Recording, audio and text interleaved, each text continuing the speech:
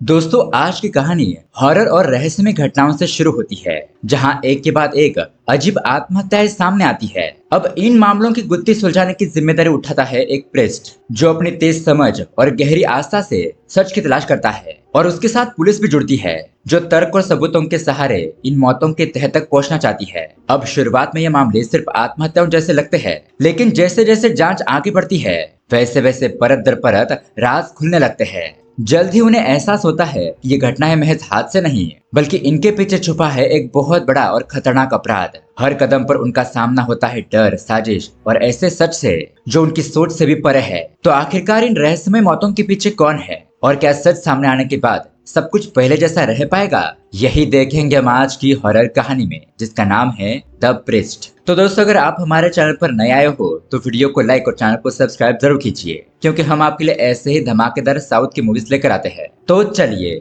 शुरू करते हैं आज की कहानी। कहानी की शुरुआत में हम देखते हैं कुछ लोग एक लड़की को हॉस्पिटल ले जा रहे होते हैं। यहाँ पर हमें ऐसा लगता है कि इस लड़की का एक्सीडेंट हो चुका हो। अब उसके अगले सीन में हमें चेन्नई के एक ऑर्फनेज का सीन दिखाया जाता है, और इस ऑर्फनेज में एक लड़की होती है जिसका नाम होता है अमेया। ये इसी ऑर्फनेज में रहकर स्कूल की पढ़ाई कर रही थी, लेकिन हम यहाँ पर देख पाते हैं वो दूसरे बच्चों से बिल्कुल भी अलग होती है। मतलब कि किसी से बात नहीं करती, हमेशा अकेले अकेले रहती है, और पढ़ाई में भी कुछ खास नहीं होती। लेकिन तभी हम अचानक देखते हैं कि अमेया ऑर्फनेज छोड़कर कहीं भाग जाती है। अब उसके बाद सीन शिफ्ट होता है एक लड़की की तरफ, जिसका नाम होता है दिया। दिया यहाँ पर बेनेडिक्ट नाम के एक बंदे के पास आती है और उसे कहती है कि सर, मुझे आपकी हेल्प चाहिए। मैंने आपके बारे में बहुत कुछ सुना है और आप ही इस केस को सॉल्व कर सकते हो। आप जोसेफ की फैमिली के बारे में तो जानते होंगे, वो इस शहर के बहुत बड़े बिजनेसमैन रह चुके हैं। इस तरह से वो बेनेडिक्ट को उसके बारे में बताने लगती है, यानी कि जोसेफ नाम के एक बंदे ने बहुत बड़ा बिजनेस शुरू किया। फिर उसकी मौत के बाद जोसेफ का बेटा वो बिजनेस संभालने लगा, लेकिन कुछ ही सालों बाद उसकी बेटी एक्सीडेंट में मारी गई, जिसकी वजह से वो भी मेंटली डिस्टर्ब हो गया और उसने खुदकुशी कर ली। अब अपने पति के गुजरने के कुछ दिनों बाद उसकी पत्नी ने भी खुदकुशी कर ली। उसके बाद ये उनका सारा बिजनेस उसके भाई के पास चला गया। लेकिन शॉकिंग बात ये हुई कि कुछ दिनों बाद उसकी भी मौत हो गई, यानी कि उसने भी सुसाइड कर लिया। अब ये सब कुछ देखने के बाद दिया बेनेडिक्ट से कहती है कि पुलिस को ये मौतों की घटनाएं नॉर्मल लग रही है, इसलिए उन लोगों ने ये केस बंद कर दिया। लेकिन मुझे पता है जोसेफ अलग फैमिली का हर एक बंदा मेंटली स्ट्रांग होता है, लेकिन वो एक के बाद एक सुसाइड कैसे कर सकते हैं? अब उसके बाद बेनेडिक्ट उससे पूछता है कि फिलहाल उनका सारा बिजनेस कौन संभाल रहा है, जिस पर दिया बताती है एलिजाबेथ वही सारा बिजनेस संभाल रही है। उसके बाद बेनेडिक्ट एक पुलिस ऑफिसर को कॉल करता है और उसे कहता है कि जोसेफ फैमिली का केस मेरे पास आया है, इस केस के सिलसिले में मैं आपसे मिलना चाहता हूँ। तो वो पुलिस वाला उसे एक जगह पर मिलने के लिए बुलाता है। उसके बाद बेनेडिक्ट पुलिस ऑफिसर से मिलने के लिए जाता है। यहाँ पर वो ऑफिसर से रिक्वेस्ट करता है कि सर, मुझे इस केस के सिलसिले में एलिजाबेथ से बात करनी है। तो वो पुलिस ऑफिसर अपने कॉन्टैक्ट से एलिजाबेथ का नंबर निकालता है और उसे कॉल करता है। कहता है कि मैं पुलिस वाला बोल रहा हूँ और मुझे आपसे बात करनी है, एक केस के सिलसिले में मैं आपसे मिलना चाहता हूँ। जिस पर एलिजाबेथ कहने लगती है कि फिलहाल मैं चेन्नई में हूँ, कल सुबह आपसे मुलाकात करूंगी। और यहाँ पर हम देख पाते हैं कि एलिजाबेथ की कार में अमेया होती है, जो ऑर्फनेज से भाग चुकी थी। अब उसके अगले दिन हम देखते हैं सर्वेंट एलिजाबेथ के कमरे में उसे कॉफी देने के लिए आती है, लेकिन तब हम यहाँ पर देखते हैं कि एलिजाबेथ मर चुकी थी। मतलब कि उसने अपने हाथ की नस काट कर आत्महत्या कर ली थी, और उसी कमरे में अमेया भी चुपचाप बैठी हुई थी। अब उसके बाद पुलिस के साथ साथ बेनेडिक्ट भी वहाँ पर आता है। अब यहाँ पर सर्वेंट से पूछताछ करने पर वो बताती है कि मैं सुबह सवेरे यहाँ पर कॉफी देने के लिए आई थी, लेकिन तब तक मैडम मर चुकी थी। फिर पुलिस वाले उनसे उस बच्चे के बारे में पूछते हैं, तो यहाँ पर एलिजाबेथ का ड्राइवर बताने लगता है कि कल ये लोग चेन्नई गए थे और तभी वहाँ पर उन्हें यह अमेया मिली थी। ये लड़की अपने ऑर्फनेज से भाग गई थी, और एलिजाबेथ मैडम ने उनके ऑर्फनेज में कॉल भी किया था और बता दिया था कि ये बच्ची हमारे पास है। अब उसके बाद पुलिस वाले उस अमेया से पूछते हैं कि असल में यहाँ पर क्या हुआ था, क्या उसे कुछ पता है, उसने क्या देखा था, ये बताने के लिए कहते हैं। लेकिन अमेया कहती है कि नहीं, मुझे कुछ नहीं पता। उसके बाद पुलिस वाले उसे उसके ऑर्फनेज में ले जाते हैं और वहाँ की सिस्टर से अमेया के बारे में पूछते हैं। सिस्टर पुलिस वालों को बताने लगती है कि सर, अमेया के जन्म के 2 दिन बाद उसकी माँ गुजर गई थी, तब से अमेया यहीं पर रहती है। उसका नेचर थोड़ा सा अजीब सा है, वो ज्यादा किसी से बात नहीं करती। उसके रेगुलर चेकअप के लिए डॉक्टर यहाँ पर आते रहते हैं, और ये पहली बार नहीं है कि वो यहाँ से भागी है। वो ऐसी कोशिश पहले भी कई बार कर चुकी है, लेकिन हर बार कोई ना कोई उसे यहाँ पर छोड़कर चला ही जाता है। एलिजाबेथ मैडम ने मुझे मैसेज भी किया था कि अमेया उसके पास है और वो उसे छोड़ने के लिए यहाँ पर आने वाली है। अब ये सारे इन्फॉर्मेशन कलेक्ट करने के बाद पुलिस वाले डॉक्टर संजय के पास पहुंचते हैं। दरअसल ये जोसेफ अलग की फैमिली का डॉक्टर होता है। पुलिस वाले पूछते हैं कि आपको क्या लगता है उनके सभी फैमिली मेंबर ने आत्महत्या क्यों की होगी? डॉक्टर संजय कहता है कि मैं भी इन सब मामलों को देखकर बहुत ही हैरान हूँ। उनकी फैमिली में एलिजाबेथ बहुत ही मेंटली स्ट्रांग थी, लेकिन उसने भी आत्महत्या कर ली। ये बात देखकर मुझे भी बहुत बड़ा झटका लगा। उसके अगले सीन में हम अमेया को देखते हैं। वो ऑर्फनेज में आती है और अपने रूम में सोने के लिए जाती है, लेकिन तभी अचानक अमेया को कोई मारने की कोशिश करता है। यानी कि दोस्तों वो किलर वही है जिसने एलिजाबेथ को मारा है, क्योंकि उसे हत्या करते हुए कहीं ना कहीं अमेया ने देख लिया था। और अब ये सीन यहीं पर कट हो जाता है। उसके दूसरे दिन हम देखते हैं पुलिस वाले अमेया के पास पहुंचते हैं। दरअसल दोस्तों रात को अमेया किसी तरह से बच गई थी। अब पुलिस उसे पूछती है कि क्या तुमने किलर का चेहरा देखा, तो अमेया नाम में जवाब देती है। अब उसके दूसरे दिन हम देखते हैं जेसी नाम की टीचर अमेया के स्कूल में आती है। वो बच्चों को बहुत ही प्यारे तरीके से पढ़ाती थी और इसी वजह से अमेया और जेसी के बीच में बहुत ही कम समय में अच्छी खासी फ्रेंडशिप हो जाती है। अब यहाँ दूसरी तरफ बेनेडिक्ट एलिजाबेथ के कमरे में इन्वेस्टिगेशन करने के लिए आता है। उसके कमरे में छानबीन करने के बाद वो पुलिस ऑफिसर को कॉल करके बताने लगता है कि जब सारे डोर और विंडोज लॉक थे तो किलर घर के अंदर कैसे आया। अगर मान लिया कि किलर मर्डर करने के बाद घर से बाहर चला गया होगा, तो फिर दरवाजा अंदर से किसने बंद किया। अब एलिजाबेथ के साथ वहां पर अमेया भी थी, लेकिन वो बच्चे दरवाजा लॉक नहीं कर सकती क्योंकि वो बच्ची है, उसकी हाइट कम है। तो मेरे हिसाब से जब एलिजाबेथ चेन्नई से अपना काम करके यहाँ पर वापस लौटी तो उसका जान पहचान वाला ही आदमी यहाँ पर आकर उसने एलिजाबेथ को मार दिया होगा और दरवाजा लॉक करके वो अंदर ही रहा होगा। फिर सुबह सवेरे वो सर्वेंट यहाँ पर आई होगी तो वो किलर चुपचाप से यहाँ से भाग गया होगा। अब उसके बाद बेनेडिक्ट वहां पर कुछ लोगों को बुलाता है और आसपास के एरिया में छानबीन करने के लिए कहता है। तो तब कुछ लोगों को टैबलेट्स मिलती है। तो इसके बारे में पूछने पर एक औरत बताती है कि ये टैबलेट मुझे बाथरूम के पीछे मिली। अब यहाँ पर ये बात सोचने वाली थी कि अगर किसी को बीमारी थी तो वे टैबलेट बाथरूम में जाकर क्यों खाएगा। अब उसके बाद हम स्कूल में देखते हैं एक बंदा अमेया को मारने के लिए उसका पीछा कर रहा होता है, लेकिन तभी वहां पर बेनेडिक्ट पहुंचकर अमेया की जान बचा लेता है। फिर उस बंदे को मारपीट कर उससे पूछताछ करता है कि तुम्हें यहाँ पर किसने भेजा है। फिर हम देखते हैं कि वो पुलिस ऑफिसर की मदद से डॉक्टर संजय को गिरफ्तार कर लेता है। अब यहाँ पर इंटरोगेशन के दौरान डॉक्टर संजय जो कुछ भी हुआ वो पुलिस को बताने लगता है। दरअसल यहाँ पर बात ये थी कि डॉक्टर संजय ने जोसेफ की फैमिली से बहुत सारा पैसा उधार के तौर पर लिया था और वो पैसा संजय चुका नहीं पाया था।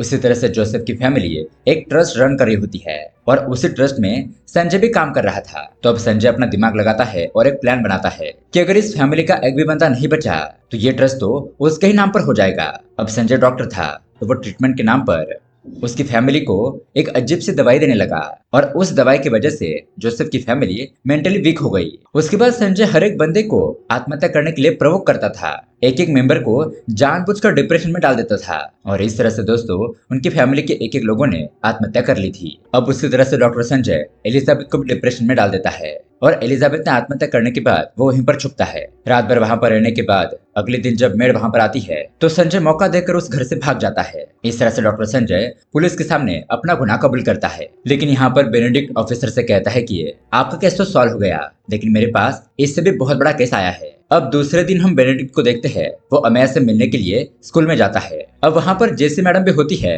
तो बेनेडिक्ट कहता है कि मुझे सिर्फ अमेया से बात करनी है। ऐसा कहकर वो अमेया को एक रूम में ले जाता है, लेकिन थोड़ी देर में अमेया चीखने चिल्लाने लगती है। उसकी आवाज सुनकर जेसी उस रूम में आती है तो अमेया उसके गले लग जाती है। जेसी को बताती है कि यह आदमी मुझे मार रहा है। जेसी बेनेडिक्ट से कहती है कि आप ऐसा कैसे कर सकते हो।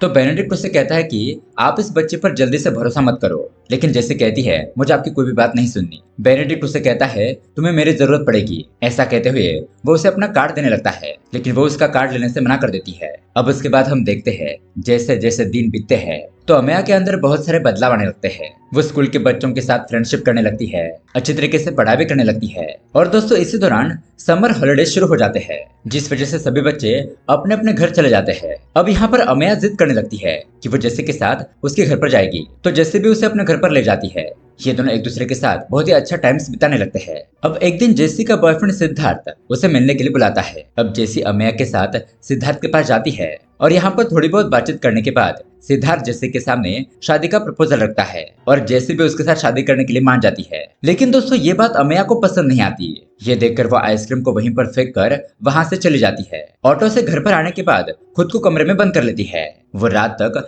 बाहर ही नहीं आती। जेसी उसे बहुत बार रिक्वेस्ट करती है, लेकिन वो दरवाजा ओपन नहीं करती। फिर बहुत ज्यादा मिन्नतें करने के बाद जब वो बाहर आती है तो जेसी उसे डिनर खिलाते हुए सिद्धार्थ के बारे में बताती है कि सिद्धार्थ मेरा बॉयफ्रेंड है। बचपन में ही मेरी माँ गुजर गई और सिद्धार्थ ने ही तब से मुझे सपोर्ट किया है। मैं भी उसे पसंद करती हूँ। जल्दी हम शादी करने वाले हैं। अब ये बात सुनने के बाद अमेया को बहुत ज्यादा गुस्सा आता है। उसके हाथ में जूस का ग्लास होता है, वो उसे गुस्से से दबा देती है, जिससे कि वो कांच का ग्लास टूट जाता है। अब इस वजह से उसके हाथ पर जख्म हो जाता है। जब जेसी ये देखती है तो वो तुरंत ही उसके हाथ पर मलहम पट्टी लगाती है। अब उसके थोड़ी देर बाद में हम देखते हैं जेसी अपने दूसरे कमरे में जाकर सिद्धार्थ के साथ वीडियो कॉल पर बात करने लगती है।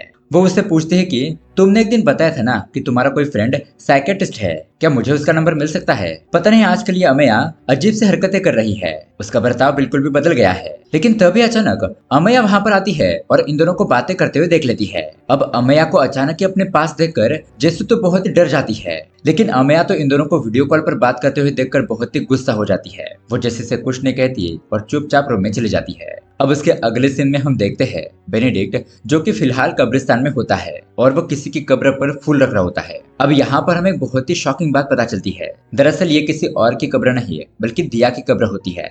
जी हाँ दोस्तों, वही एलेक्स की बेटी होती है। मतलब कि कहानी की शुरुआत में हमने जिस दिया को देखा था, जो बेनेडिक्ट के पास जोसेफ की फैमिली के मरने की खबर लेकर आई थी, ये केस सॉल्व करने के लिए कहा था, तो दरअसल उनके फैमिली में जिस लड़की का एक्सीडेंट हुआ था वो दिया ही थी। और दिया की आत्मा यहाँ पर बेनेडिक्ट के पास हेल्प मांगने के लिए आई थी और यह आत्मा सिर्फ बेनेडिक्ट को ही दिखाई दे रही थी। अब यहाँ इस तरफ हम देखते हैं जेसी बेनेडिक्ट का फोन नंबर ढूंढकर उसे कॉल करने की कोशिश करती है, लेकिन बेनेडिक्ट कहीं पर बिजी होने की वजह से वो उसका फोन उठा नहीं पाता। उसके बाद जेसी अपने बॉयफ्रेंड सिद्धार्थ को कॉल करती है। वो उसके साथ बात कर रही होती है, लेकिन उन्हें अमेया देख लेती है। अब वो गुस्से में आकर उस फोन को ही नीचे फेंक देती है और जेसी को एक चेयर पर बिठाकर उसे कहती है कि मैं तुम्हारे साथ यहाँ पर हंसी खुशी टाइम बिताने के लिए आई हूँ और हम दोनों के बीच में मैं किसी तीसरे को आने नहीं दूंगी। अगर तुम ऐसा करोगी तो मुझे बहुत ज्यादा गुस्सा आ जाएगा। अब इतने में ही दरवाजे पर बेल बजती है, तो जेसी दरवाजा ओपन करने के लिए जा रही थी, लेकिन अमेया उसका हाथ पकड़कर उसे साइड में फेंक देती है, जिस वजह से जेसी का सर दीवार से टकरा जाता है। अब अमेया खुद दरवाजा ओपन करती है तो बाहर खड़ा होता है बेनेडिक्ट। वो उसे पूछता है कि जेसी कहाँ पर है,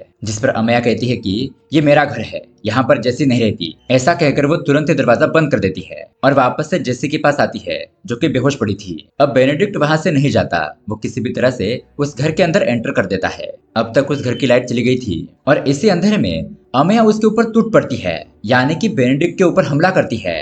अब इसी हाथापाई में बेनेडिक्ट उसे बेहोशी का इंजेक्शन लगा देता है, जिससे कि अमेया बेहोश हो जाती है। अब यहाँ पर जेसी को होश आता है और वो बेनेडिक्ट से पूछती है कि यहाँ पर चल क्या रहा है। बेनेडिक्ट उसे बताता है कि एलिजाबेथ को मारने वाले बंदे ने अमेया पर 3 बार हमला किया था, 3 बार उसे मारने की कोशिश की थी, लेकिन वो तीनों बार बच गई थी। तभी मुझे शक हो गया था कि इस बच्ची अमेया के अंदर जरूर किसी की आत्मा है और उसी आत्मा की वजह से वो हमेशा बच रही है। इसी बारे में पता करने के लिए मैं उस दिन स्कूल गया था, लेकिन अमेया के साथ बात करते वक्त वो चिल्लाने लगी। तुम वहां पर आई और उसने झूठ कहा कि मैं उसे मार रहा हूँ, मैंने तो उसे हाथ भी नहीं लगाया था, और फिर तुम वहां से उसे ले गई। अब जेसी उसे पूछते है कि हम अमेया के लिए क्या कर सकते हैं। बेनेडिक्ट उसे कहता है कि सबसे पहले हमें ये पता लगना होगा कि उसके अंदर किसकी आत्मा है। अब उसके बाद हम एक वृद्ध आदमी को देखते हैं। ये बेनेडिक्ट के फ्रेंड डॉक्टर होते हैं, जिनका नाम होता है मैथ्यू। उनके साथ मिलकर बेनेडिक्ट एग्जॉर्सिज्म की तैयारी करने लगता है। सबसे पहले वो यहाँ पर अमेया के हाथ पैर बांध देता है, ताकि बाद में वो उन लोगों को नुकसान ना पहुंचा सके। फिर उसके पास जाकर कुछ मंत्र वगैरह पढ़ने लगता है, तो अमेया के अंदर जो आत्मा होती है वो जाग जाती है, चीखने चिल्लाने लगती है।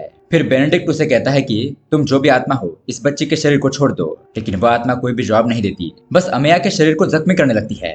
अब ये देखकर अमेया की जान बचाने के लिए बेनेडिक्ट एग्जॉर्सिज्म को रोक देता है। फिर वो कहता है कि सबसे पहले हमें पता लगाना होगा कि आत्मा किस चीज से डरती है। अब उसके दूसरे दिन हम देखते हैं जेसी कब्रिस्तान में जाने लगती है, क्योंकि आज उसकी बड़ी बहन की डेथ एनिवर्सरी थी और उसकी बड़ी बहन का नाम होता है सुजैन। अब यहाँ पर बेनेडिक्ट भी जेसी के साथ कब्रिस्तान में आ गया था। उसी वक्त हम देखते हैं जेसी को अमेया के ऑर्फनेज वाले कॉल करते हैं। सिस्टर जेसी से कहती है कि आज अमेया का बर्थडे है, इसलिए उसे विश करने के लिए हमने कॉल किया है, फिर बाद में मैं उसे मिलने के लिए भी आऊंगी। अब जेसी यही बर्थडे वाली बात बेनेडिक्ट को बताती है। ये बात सुनने के बाद उसे थोड़ा शक हो जाता है, मतलब कि जिस दिन सुजैन मरी थी उसी दिन अमेया का बर्थडे था। ये बात सोचने वाली थी। उसके बाद वो अमेया के ऑर्फनेज में जाकर वहां से कुछ डिटेल्स लेता है। उसके बाद हमें पता चलता है कि सुजैन की एक्सीडेंट में मौत हो गई थी। तो बेनेडिक्ट पुलिस स्टेशन जाकर सुजैन की फाइल निकालता है और उसके केस पर स्टडी करने लगता है। अब यहाँ पर इन्वेस्टिगेशन करने के बाद उसे कुछ बातें पता चलती है। वो जेसी को बताता है कि तुम्हारी बहन सुजैन की आत्मा अब अमेया के अंदर है, तो सुजैन और अमेया के बीच में क्या संबंध है यह हमें जानना होगा, इसलिए तुम मुझे अपनी सिस्टर सुजैन के बारे में कुछ बताओ। तो अब यहाँ पर जेसी अपनी सिस्टर के बारे में सब कुछ बताने लगती है। अब जेसी और सुजैन के माँ बाप बचपन में ही गुजर गए थे और सुजन ने ही जेसी को पाल पोस कर बड़ा किया था। अब सुजन एक स्कूल टीचर थी और उसके स्कूल में जेसी पढ़ा करती थी, लेकिन सुजन को बिल्कुल भी पसंद नहीं था कि उसकी बहन जेसी किसी लड़के से बात करे। वो उन दोनों के बीच में किसी तीसरे को आने नहीं देना चाहती थी। सुजन जेसी को अपने फ्रेंड से भी बात करने के लिए नहीं देती थी, इसलिए उन दोनों के बीच में झगड़ा होता रहता था। अब उसके बाद यहाँ पर बेनेडिक्ट जेसी से पूछता है कि तुमने पहली बार अमया के अंदर बदलाव कब देखा था।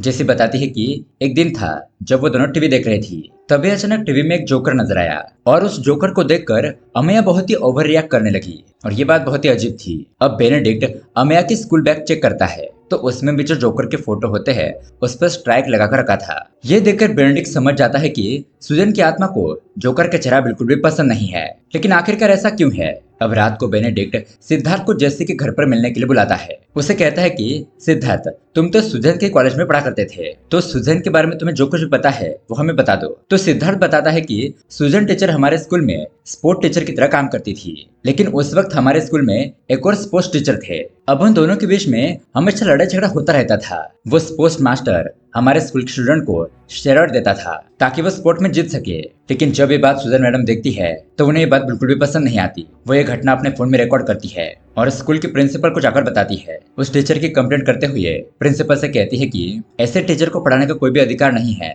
ये तो बच्चों की जान खतरे में डाल देंगे। लेकिन अब उस टीचर को सस्पेंड करने के लिए प्रिंसिपल मना करते हैं, क्योंकि अगर ये बात बाहर फैल गई तो उनके स्कूल का नाम बदनाम हो जाएगा। तो इसलिए अब सुजन ये कंप्लेंट पुलिस में करने की सोचती है, लेकिन उससे पहले ही उसका एक्सीडेंट हो जाता है। अब उसके दूसरे दिन सुबह हम देखते हैं बेनेडिक्ट जेसी से पूछता है कि जिस दिन तुम्हारी बहन की मौत हुई थी उस दिन तुम कहाँ थी। जेसी बताने लगती है कि उस दिन मेरे फ्रेंड के घर पर एक पार्टी थी तो मैं वहां गई थी। बेनेडिक्ट कहता है कि मुझे उस पार्टी के फोटो देखने हैं। अब जेसी उसे एक एड्रेस बताती है और बेनेडिक्ट वहां पर जाकर वो फोटो हासिल करता है। वहां से बेनेडिक्ट सिद्धार्थ के फ्लैट पर जाता है और सिद्धार्थ को वो फोटो दिखाता है। अब उस फोटो में हम देखते हैं तो सिद्धार्थ एक जोकर की तरह लग रहा था। तो बेनेडिक्ट उसे इसके बारे में पूछता है। पहले तो सिद्धार्थ उसे कुछ भी बताने के लिए मना कर रहा होता है, लेकिन फिर बेनेडिक्ट उसे मारने पीटने लगता है तो सिद्धार्थ सब कुछ सच बताने लगता है कि उस रात पार्टी में क्या हुआ था। अब जिस दिन पार्टी होने वाली थी उस दिन पार्टी में जाने के लिए जैसे अपने बहन सुजन से परमिशन मांगने लगी कि मेरे एक फ्रेंड की बर्थडे पार्टी है, मुझे वहां पर जाना है। लेकिन सुजन जैसे को वहां पर जाने के लिए मना करती है, लेकिन इसके बावजूद भी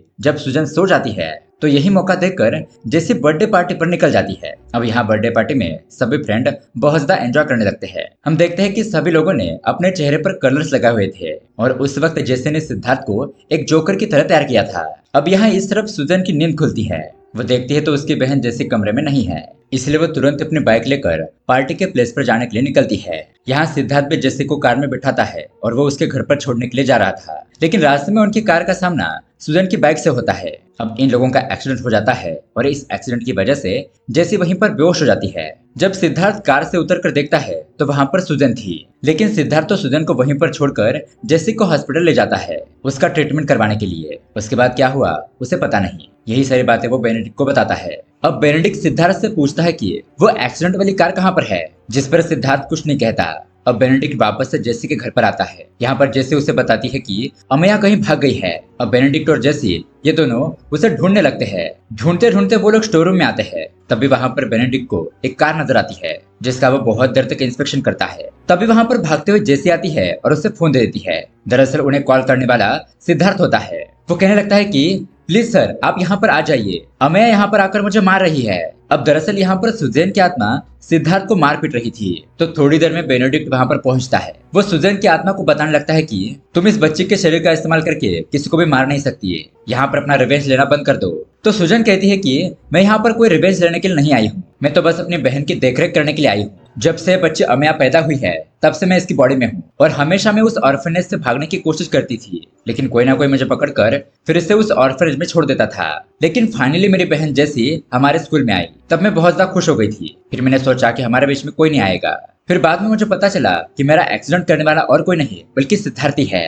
लेकिन दरअसल दोस्तों यहाँ पर कुछ और ही बात होती है। यहाँ पर आता है एक बहुत बड़ा ट्विस्ट। उस रात कार ड्राइव करने वाला सिद्धार्थ नहीं बल्कि जेसी होती है और उस रात जेसी ने ही कार चलाते वक्त अपने बहन सुजन को ठोक दिया था। जेसी को भी चोट आ गई थी तो वो बेहोश हो गई थी। तो इसलिए दोस्तों सिद्धार्थ ने जेसी को बचाने के लिए झूठ कहा था कि उस रात मेरे हाथों एक्सीडेंट हुआ था। अब यहाँ पर यह बात पता चलने पर सुजन और जेसी दोनों ही दुखी हो जाते हैं। फिर बेनेडिक्ट सुजन की आत्मा से कहता है कि अब तुम इस बच्चे के शरीर को छोड़ दो, तुम्हारी मौत के जो भी असली गुनहगार है मैं उन्हें सजा दिलाऊंगा। ऐसा कहने के बाद सुजन की आत्मा उस बच्चे के शरीर की मदद से आखिरी बार अपनी बहन जेसी को हक करती है। अब दोस्तों उसके बाद हमें पता चलता है कि जब उस रात सुजन का एक्सीडेंट हुआ था तो उसे हॉस्पिटल में लाया गया था। अब वहाँ का डॉक्टर सुजन को देखकर उसे पहचान लेता है और इस डॉक्टर का दोस्त वो स्पोर्ट्स टीचर होता है। वो डॉक्टर कॉल करके यही बात उस टीचर को बताता है कि वो सुजन हमारे हॉस्पिटल में आई है, बहुत ही जख्मी हालत में। अब वो स्पोर्ट्स टीचर पहले से सुजन पर गुस्सा था, इसलिए वो अपने दोस्त डॉक्टर को सुजन को मारने के लिए कहता है। इस तरह से सच देखा जाए तो सुजन को इन दोनों ने मारा था। अब कहानी के एंडिंग में हम देखते हैं बेनेडिक्ट के कॉल करके बुलाने पर उस हॉस्पिटल का डॉक्टर और वह स्पोर्ट टीचर दोनों ही कार से उससे मिलने के लिए आने लगते हैं, लेकिन रास्ते में उन्हें सुजन की आत्मा दिखाई देती है। सुजन की आत्मा अचानक ही उनके सामने आने की वजह से वो घबरा जाते हैं। उनकी गाड़ी का बैलेंस बिगड़ जाता है और वो पहाड़ी से नीचे गिर जाते हैं, जिसकी वजह से उनकी वहीं पर मौत हो जाती है। इस तरह से अब सुजन का बदलाव पूरा हो जाता है और ये कहानी यहीं पर एंड हो जाती है। तो दोस्तों ये कहानी आपको कैसी लगी हमें कमेंट करके जरूर बताइएगा। साथ ही ऐसे ही अमेजिंग मूवी देखने के लिए हमारे चैनल को सब्सक्राइब जरूर कीजिए। मिलते हैं अगली वीडियो में। Thanks for watching.